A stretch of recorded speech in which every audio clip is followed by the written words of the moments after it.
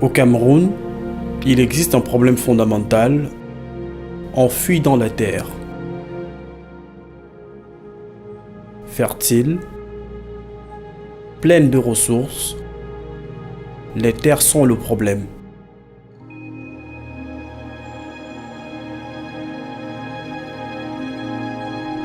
Des sociétés d'exploitation s'arrachent chaque hectare de forêt aux dépens de l'environnement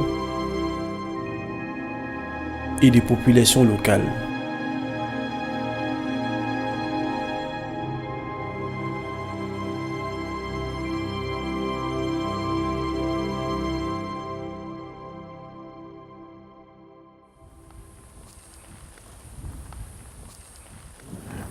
Nous sommes à Douala-Biou. Douala-Biou, une localité riche en ressources naturelles, notamment les marbres. Les gens ici vivent essentiellement de l'agriculture, un peu d'élevage, un peu du commerce, un peu de la pêche. Norbert Boba, habitant de Douala-Biou, dans la commune de Figuil, est aussi le président de la CELPRO, une association qu'il a fondée et inspirée par le comportement des deux entreprises qui exploitent pierre et marbre depuis plus de 50 ans dans la région. Si nous avons créé cette association, c'est en vue de défendre les droits des riverains des sites miniers de la localité de Figuil. Depuis 1961 que l'entreprise Simencam s'est installée à Figuil et depuis 1946 que l'entreprise Rocaglia s'est installée à Figuil, nous, en tant que communauté riveraine, subissions des effets néfastes. Le marbre, c'est la malédiction de Figuil. On en trouve partout, dans chaque champ, à même le sol, et on le vend au bord de la route pour un prix dérisoire. Mais son exploitation industrielle n'est possible que pour des sociétés qui en ont les moyens, le plus souvent garnies de fonds étrangers. Pollution de l'air, déforestation, les exploitations minières ont des retombées notables sur l'environnement fragile de cette région sahélienne. Mais elles n'ont presque aucun impact sur l'économie locale et pour les populations riveraines, tenues à distance de toute redistribution des richesses, malgré la loi camerounaise. Nous ne sommes pas contre ces investisseurs, mais on a la loi cadre sur l'environnement que nous voudrions que ces entreprises respectent. La norme environnementale, nous avons des tests, les standards. En 2012, je crois, si je ne me trompe pas, lorsque nous avons mis sur pied cette association, on a trouvé dans le code minier de 2001, stipule que la commune territorialement compétente devrait avoir 25% des revenus issus des activités minières. Dès lors qu'on a donc promulgué cette loi et que c'est en application, la commune de Figuil devrait en bénéficier. En plus des populations locales, les entreprises exploitant les ressources minières de la commune de Figuil se sont mises à dos les autorités traditionnelles. Le Lamido, chef du village de Biou, s'inquiète de l'accaparement croissant des terres, notamment des terres traditionnelles. Ça se ferait à quelques centaines de mètres de la principale carrière de marbre de la région. Et depuis 2012, l'entreprise Rocaglière prévoit d'étendre ses activités sur des terres importantes pour les habitants du village. Les 3500 hectares qu'a borné l'entreprise en vue d'en faire une seconde carrière recouvrent en effet des lieux sacrés, notamment les tombes des précédents chefs. Oui, il y a beaucoup de ressources. Il y a l'uranium au sud de ce canton et il y a l'or qui est à l'est de notre canton. Ça risque de se compliquer pour vous. Oui, c'est un peu compliqué, mais c'est une richesse que Dieu nous a donnée. C'est seulement qu'il y a une mauvaise exploitation. Sur des terres presque trop riches, les populations se sont dépossédées, encerclées par des industries sans considération pour elles. Le problème vient du fait que les communautés ne possèdent pas les terres qu'elles occupent depuis des générations. Libre donc à un investisseur d'obtenir un droit d'exploitation sur ces terres. Dans le village voisin des Bizarres, la situation s'est envenimée lorsque 43 foyers, réunissant près de 900 personnes, ont ainsi été menacés d'expropriation. Ils sont venus ici en 2005 pour placer ces bornes-ci. Et l'année là, il y a même une case construite là. Ils ont fait écrouler la case pour placer leurs bornes et ils n'ont rien dit à quelqu'un. Ils passent seulement, ils placent. Et l'année également, au village, tu sais que les gens sont inquiets, les gens ont la peur, l'ignorance. Personne n'a réagi et ils ont placé les bornes un peu partout. Ces bornes délimitent une future carrière ou l'emplacement d'une potentielle usine. Chaque borne est la menace d'une expropriation, devenue bien réelle en 2016, lorsque les foyers concernés ont reçu une sommation de libérer ces terres. La sommation consistait à demander à un occupant de quitter. Et ce qui est l'essentiel ici, c'est de quitter dans un délai de 8 jours. Et la sommation date de 2016. Donc vous voyez qu'on a placé les bornes en 2005 et on vient donner la sommation en 2016. Nous, on ne connaît pas qu'est-ce qui s'est passé entre-temps. Si c'était normalement, on devait sensibiliser les populations depuis 2005 que ici, vous devez quitter. Mais un bon matin, on vient, on dit, vous quittez le 7 mai.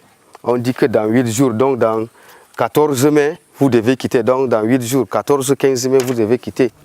La population saisit alors le préfet qui a calmé la situation, même si aucune solution de long terme n'a encore été trouvée. Il faut que le dialogue et que l'État est garant et que l'État va trouver une solution qui peut nous aider, qui peut aussi aider les multinationales, parce que nous ne sommes pas contre eux. Parce que quand je réfléchis un peu dans ce sens-là, cette richesse, si les gens ne viennent pas exploiter, ce n'est pas aussi bien, parce que ça fait partie ça va booster l'économie du pays. Mais il faut la discipline, il faut les tests qui régissent ce genre d'activité. Au siège de la CELPRO, Norbert collectionne les documents prouvant des irrégularités dans les exploitations minières de la région. Ça, c'est une note qui explique vraiment que l'entreprise, la compagnie Simencam a débordé de sa superficie de manière illégale. C'est-à-dire qu'elle prend là où elle n'est pas censée prendre. On vous prend vos terres comme ça, alors que les terres ou les champs ne font pas partie. Imaginez si cela, la Simencam a augmenté de 61 hectares. Ça veut dire que les riverains qui sont autour donc, de la carrière sont déjà absorbés par cette entreprise. Donc, et du coup, on dira que c'est l'État qui aurait lui concédé alors que ce n'était pas l'État. Donc, il profite pour arracher donc, les terres des communautés. Ça, c'est ce qu'on appelle beaucoup plus, donc, c'est ce que nous appelons donc l'accaparement des terres. Ces mêmes documents attestent aussi des absurdes redevances demandées aux entreprises extractives. 300 francs, soit moins de 50 centimes d'euros par mètre cube de marbre extrait. 50 000 francs, soit moins de 100 euros par an et par kilomètre carré de terrain exploité. Des sommes ridiculement basses qui n'arrivent le plus souvent même pas jusqu'aux populations locales. En attendant d'être entendues, les populations tentent de s'organiser, d'agir. Elles se réunissent pour rassembler leurs doléances, surveiller leur environnement, et la CELPRO obtient progressivement de petites victoires, notamment celle d'avoir établi le dialogue avec la Simencam.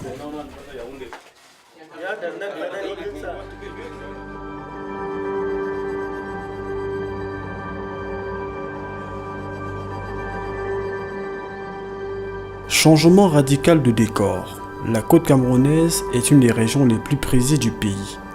Les terres y sont fertiles et le nouveau port en eau profonde de Kribi assure une porte de sortie rapide aux marchandises. Les concessions fleurissent et les litiges fonciers aussi. C'est à Kribi la principale ville de la région du Sud, qu'est venu s'installer Emmanuel Munzondi. Il est un natif de Makouré, plus à l'intérieur des terres, où un litige foncier est venu déchirer son petit village. La Société agricole de l'Océan y a obtenu une concession pour plus de 500 hectares de plantations. Emmanuel et sa famille leur reprochent cependant de s'être accaparé une partie de leur jachère et de ne pas avoir respecté le protocole d'accord passé avec les villageois. Aucun cahier de charges n'a été respecté. Rien n'a été fait.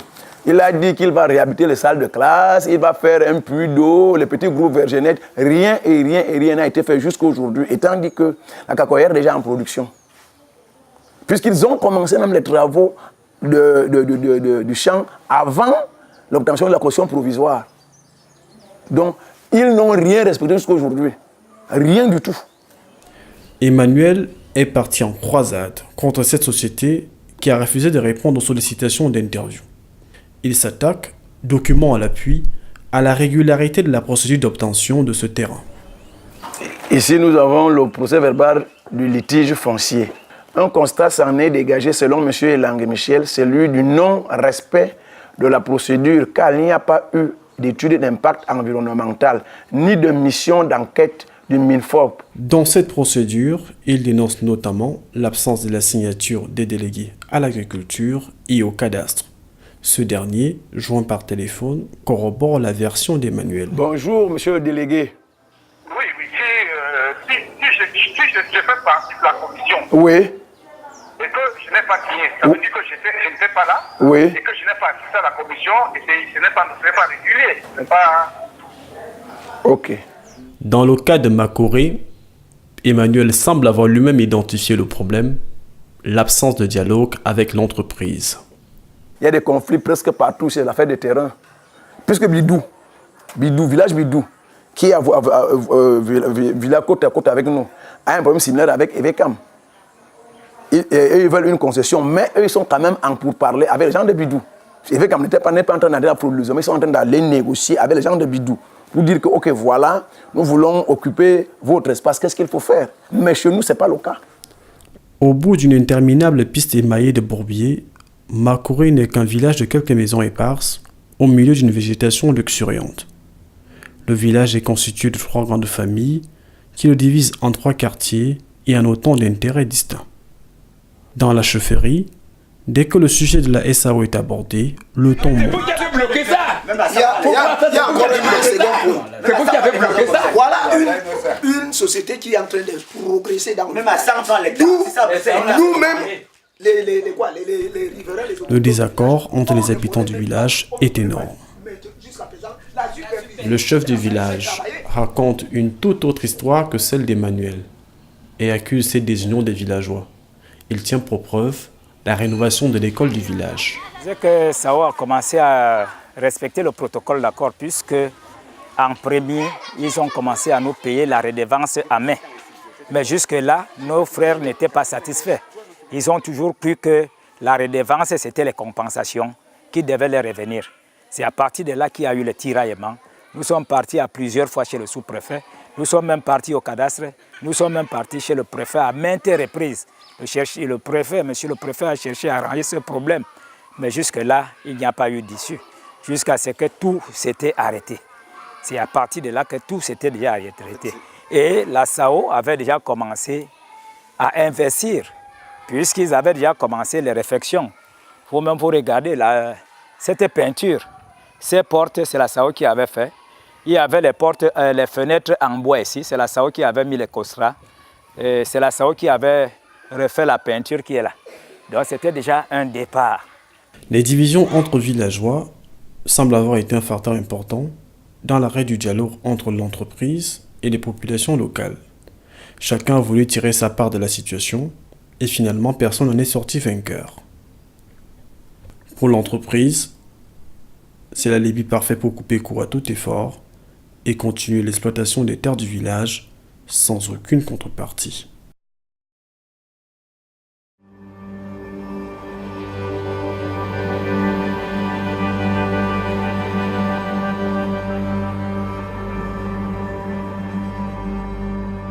Le département de la Haute-Sanaga est au cœur d'un grand projet agro-industriel. Des concessions massives ont permis à d'imposantes plantations d'y voir le jour. Beaucoup de terres restent à prendre, mais les entreprises ont aussi dû rebrousser chemin face à l'activisme de certains riverains. C'est le cas ici, à Wala, où Josepha Mbolo s'est battu pour ne pas voir les terres de son village être cédées à une entreprise. Pour empêcher l'installation d'une société d'exploitation, il a décidé de bloquer l'accès à ces terres en abattant plusieurs arbres en travers de la route. Donc, c'est cet arbre. Voilà. Donc, c'est ça. Alors, voici la carte de la zone de... Voilà. Ici, nous avons voilà, sur la nationale numéro 1. Et voici au niveau de Wala, où j'avais abattu le premier arbre ici, le deuxième, le troisième. Et voici la route même que j'avais créée qui part de la nationale numéro 1, comme ça, ça tourne, ça atteint les rails. Et c'est à partir d'ici qu'ils ont donc mis les bornes, tout autour, parce qu'ils ont pris toute cette savane que vous voyez là, représentée ici, bornée par la commission départementale et qui ont pris 1015 hectares pour donner au projet agricole chinois. 1015 hectares, alors que la concession n'en prévoyait que 100. 1015 hectares, dont les terres de Joseph le long de sa route. C'était le 24 mai 2011, pendant que je coupais le troisième arbre, d'ailleurs que vous voyez derrière là, qui est malheureusement déjà abîmé. Pendant que je coupais le troisième arbre, le commandant de brigade est venu avec un de ses éléments. Ils sont venus nous arrêter. Ils m'ont arrêté, ils ont arrêté le scieur et on s'est rendu à la gendarmerie avec le sous-préfet dans les rangs, parce qu'il faut bien mentionner que le sous-préfet était là. Alors ils nous ont arrêtés et on est allé à la gendarmerie. Et c'est là où on a été gardé, à vue, pendant 8 jours. Et après transféré à la prison principale de Nangaïboko, où nous avons fait pratiquement 4 mois. Joseph est alors poursuivi pour abattage illégal d'arbres, entrave à une voie publique et rébellion. Sauf que, document à l'appui, il prouve qu'il s'agit d'une voie privée. Après une bataille juridique qui dura 6 ans, Joseph est reconnu non coupable. J'ai été relaxé pur et simplement par la cour d'appel. Je crois que le document qui atteste là,